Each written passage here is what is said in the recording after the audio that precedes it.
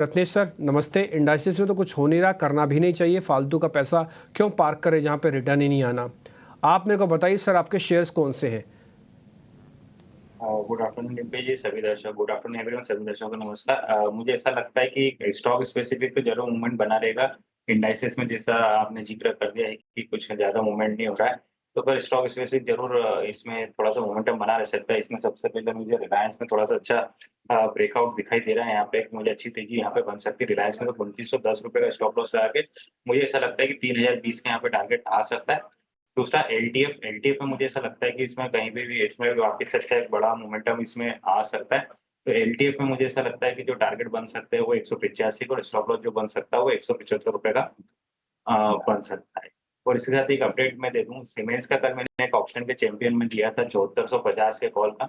तो आज सीमेंस का भाव लगभग 7880 रुपए आसपास आ गया है। ₹150 के आसपास मैंने दिलाया था सीमेंस का ऑप्शन का कॉल। तो उम्मीद करता हूँ दर्शकों को हमारे इसमें मुनाफा मिल गया होगा। तो सर आपकी कॉल हमको याद ही थी, आपने अच्छा किया सीमेंस के बारे में बता दी, नहीं तो मैं ही अभी आपको थैंक यू भी करने वाला था। ये तो मेरे को पहले ट्रेड लेने थे आपसे, मेरे को लगा चलो पहले सर से ट्रेड ले लेते हैं फिर बाद में थैंक यू करते हैं। सीमेंस की कॉल आपकी बहुत बढ़िया चली। और आपको बताऊं सर, सीमेंस के साथ साथ ना आज कमिंस पे भी रिकमेंडेशन आ गई। मैं आप 12 बजे भी शो में मैं आपको याद कर रहा था। आज चंदन तापड़िया थे हमारे 12 बजे के मेहमान, वो कह रहे थे कि कमिंस इंडिया बाय करो। तो मैंने कहा ठीक कर रहे हो आप, सीमेंस छोड़ के कमिंस पे भी आ जाते हैं। तो आज देखो परसेंटेज में कमिंस 50% है सीमेंस का जो गेन में है। तो उन्होंने कहा बेटर अगर आपको चेंज करना है, सीमेंस से प्रॉफिट बुक कर चुके हो तो कमेंस में वापस आ जाओ। ये कैपिटल गुड्स वाली थीम बजट तक चल सकती है और इसके लिए आपका बहुत बहुत शुक्रिया रंजीत जी, थैंक यू वेरी मच। और आपके में जो दोनों शेयर्स आपने दिए हैं ना, मैं उससे भी इत्तेफाक रखता हूँ। आज ने एलटीएफ के कॉल धोनी पटेल ने भी दी थी सुबह सुबह, अगर आपको याद होगा सर। 5 मिनट लगे उनके भी टारगेट को अचीव होने में। जो ट्रेंडिंग स्टॉक्स है ना, अपने बयां खुद ही कर देता है। ये आपका एलटीएफ यानी कि लार्सन एंड टूब्रो फाइनेंस, ये मेरे को काफ़ी पसंद आया 185 का। अच्छा सर एक बात बताओ, ये 185 का आपने टारगेट दिया है, 181-82 तो चल ही रहा है, कैसे करेंगे फिर? ये तो रिस्क वर्ड तो ठीक नहीं है इस पे। आइडेंटिफाई करा था थोड़ा सा जब रेट कम था, इसका बड़ा थोड़ा सा एकदम से इसमें मूवमेंट आ गया है। तो पर अभी भी अगर किसी को मेरे हिसाब से अगर थोड़ा भी वापस से नीचे मिल जाता है ये 178 से 180 की रेंज में, तो वहाँ पे कोई हमारे दर्शक वहाँ पे ले सकते हैं। तो फिर रिस्क रिवॉर्ड इशू क्यों ना बैठ जाएगा, क्योंकि बाजार बंद होने में 2 घंटे के आसपास थोड़ा सा समय है, तो मेरे हिसाब से थोड़ा सा मिल जाएगा, तो वहाँ पे फिर एंट्री ली जा सकती है। एक काम करो, जहाँ पे रत्नेश गोयल की राय लिखी हुई है ना, वहाँ पे लिख दो 180 रुपये में खरीदना है इसको। तब आपका रेशो 1:1 बनेगा, तब 5 रुपये जाएंगे 5 रुपये आएंगे। नहीं तो यहाँ पे रेशो ख़राब है अभी। तो जहाँ पे रत्नेश गोयल की राय लिखी है वहाँ पे हटाओ, रत्नेश जी को सब लोग जानते हैं। वहाँ पे लिख दो कि @180, 180 पे प्रोड्यूसर साहब @180 लिखो, और 185 का टारगेट लगाएगा, 175 का एक स्टॉप लॉस रहेगा। ठीक है सर, आपके दोनों शेयर में से मेरे को एलटीएफ काफ़ी पसंद आया और ये शेयर हम जरूर ध्यान रखेंगे। आगे आशीषा के पास चलते हैं। आशीषा के पास भी काफ़ी सवाल है पूछने के लिए। आशीषा, ट्रेड का चौका में आपके स्टॉक स्पेसिफिक आइडियाज क्या रहेंगे?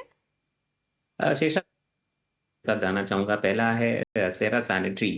ये पूरा सेगमेंट ही बहुत इंटरेस्टिंग लग रहा है। हमने देखा इसमें एक अच्छा मोमेंटम बिल्डअप होते हुए, तो करंट लेवल्स पे खरीदारी की सलाह रहेगी। ब्रेकआउट अभी तक आया नहीं है, कंसोलिडेशन चल रहा है। मुझे लग रहा है इसमें बहुत ही जल्दी एक ब्रेकआउट होकर एक अच्छा मूव देखने मिलेगा हमें, तो कैच नहीं कर पाएंगे ब्रेकआउट पे, तो इसलिए थोड़ा पहले खरीदारी की सलाह है। 7900 का यहाँ पे टारगेट लगाना है और 7500 का स्टॉप लॉस है। Second stock recommendation Reliance industries का, मुझे भी बहुत अच्छा लगा रिलायंस इंडस्ट्रीज, और मुझे लग रहा है मार्केट में जो ये नेक्स्ट लेग ऑफ रैली अगर आने वाली है तो वो रिलायंस लेड रैली होगी। अच्छा कंसोलिडेशन यहाँ पे देखने मिला, और अभी तक पार्टिसिपेशन नहीं है शेषा रिलायंस का। मार्केट इतना ऊपर आ गया, रिलायंस ने कुछ पार्टिसिपेशन नहीं दिखाया है। तो करंट लेवल्स पे खरीदारी की सलाह है। रिलायंस इंडस्ट्रीज 3150 का टारगेट और नीचे स्टॉप लॉस 2850 का। स्टॉक्स पर खरीदारी की राय, एक है रिलायंस इंडस्ट्रीज जहां पर 3150 रुपए प्रति शेयर का टारगेट दिया है। दूसरा है सेरा सैनिटरी वेयर जहां पर 7900 रुपए प्रति शेयर का लक्ष्य दिया है। इसी के साथ एक छोटा बाजार को एक मोमेंटम स्मॉल और मिड कैप में तो दे रही है, इसलिए मिड कैप और स्मॉल कैप का इंडेक्स बकायदा डेज हाई पे है और अच्छे मोमेंटम में है। लेकिन जो फ्रंटलाइन शेयर्स होते हैं, जहाँ पे फ्रंटलाइन सेगमेंट है, वो जो ताकत चाहिए होती है वो थोड़ी एब्सेंट है। आज शो में हमारे साथ बातचीत करने के लिए आदित्य अग्रवाल जुड़ चुके हैं। अरिहंत कैपिटल के रत्नेश गोयल हमारे साथ होंगे। जिन दोनों से हम पता करेंगे, कुछ हम ट्रेड भी पता करेंगे, लेकिन पहले एक काम करते हैं, जरा मोटा मोटी सेटअप पता कर लेते हैं आदित्य से। आदित्य बहुत शुक्रिया, थैंक यू वेरी मच समय देने के लिए। कल परसों आपसे बातचीत हो रही थी, आपने हमको यूपीएल के बारे में जिक्र किया था सर, उसका थैंक यू भी एक पेंडिंग है, वो मैं आपको दे देता हूँ। नेक्स्ट डे यूपीएल करीब 10 रुपये ऊपर आ गया था, हमारी जिक्र हुआ था 50 में और अगले दिन हमने 60, 61, 62 का लेवल हमने लगे हुए देखा, तो मेरे को लगा कि आदित्य जी को थैंक यू करना चाहिए, तो वो थोड़ा मिस हो गया था, आपको मैं अब थैंक यू कर देता हूँ सर।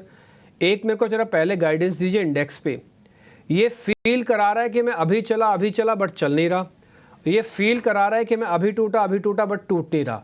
इस फीलिंग के बीच में ना सर, ऑप्शंस के जो राइटर हैं वो तो जमकर पैसा बना रहे हैं, बट ऑप्शंस के बायर आइदर कॉल या पुट वो जमकर पैसा गंवा रहे हैं। सर रेंज का ब्रेकआउट या ब्रेकडाउन कैसे होगा?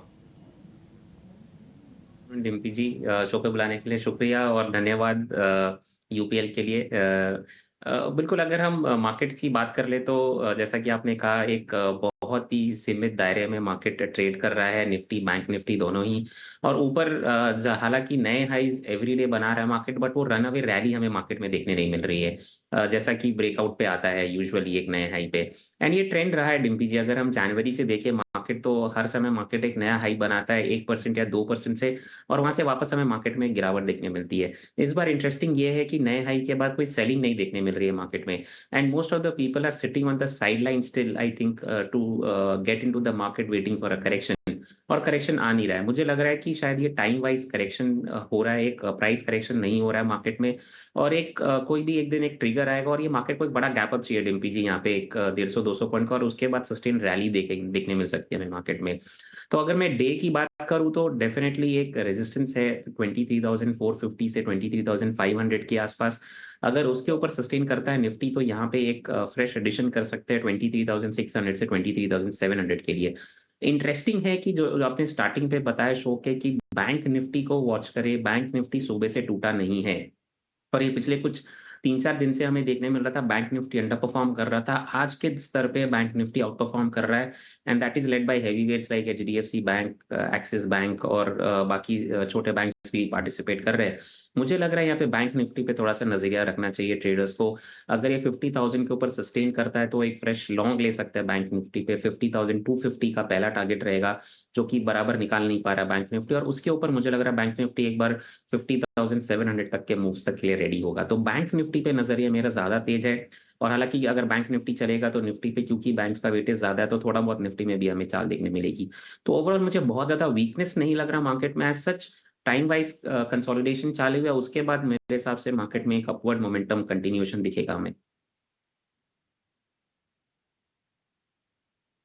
एक अपवर्ड कंटिन्यूएशन देखने को मिल सकता है मार्केट के अंदर। एक और चीज़ भी है जो बैंक निफ्टी को इस समय काफ़ी अट्रैक्टिव बनाती है, वो है इसका कैचअप रैली। देखिए निफ्टी इस महीने में कई बार 3-4 बार रिकॉर्ड बना देता है, बैंक निफ्टी को कभी कभार मौका मिलता है रिकॉर्ड बनाने का। पिछली बार भी 2 महीने का फ़र्क था निफ्टी का रिकॉर्ड हाई और बैंक निफ्टी का रिकॉर्ड हाई बनने में।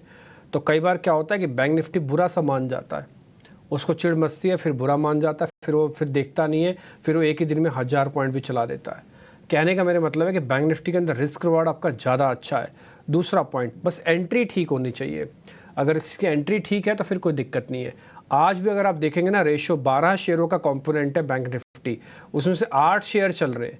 और सबसे हैरानी वाली बात है कि कल आईसीआईसीआई और एक्सिस का जोड़ा, यानी कि दोनों ने मिलकर एचडीएफसी की सारी तेज़ी को ख़त्म कर रखा था। एचडीएफसी तो कल भी चल रहा था, वो आज भी चल रहा है। आज एचडीएफसी इसलिए नोटिस ज़्यादा हो रहा है क्योंकि आज को काउंटर चेक कोई नहीं कर रहा है, तो आज बैंक निफ्टी को भी ऊपर टांगे हुए हैं। बट देखते हैं कितना होता है ये, लेकिन फिर भी मेरे को लग रहा है कि थोड़ा सब्र और रखना पड़ेगा, पेशेंस रखना पड़ेगा। कोई बड़ी बात नहीं, एक छोटा डिप भी आ जाए जिसके हम पूरा हफ्ते भर वेट करते रहे हैं।